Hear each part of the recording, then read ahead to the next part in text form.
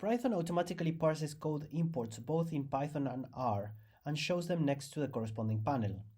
Usually we use imported code like this when we have auxiliary scripts that perform additional functions that are independent of the project that we're working on. Let's start with Python. We just do import sys, then sys.path.insert, where we add a folder with the scripts.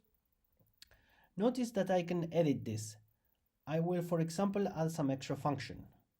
An icon appears on the right, allowing me to save my script.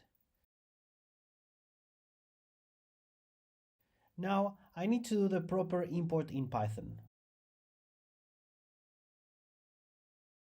In my case, I have a folder called A and my scripts are in there.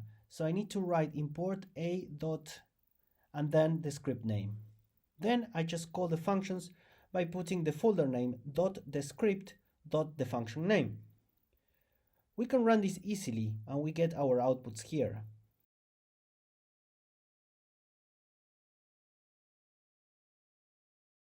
The same can be done in R, and it is actually easier. Code is imported in R by using a source statement like this.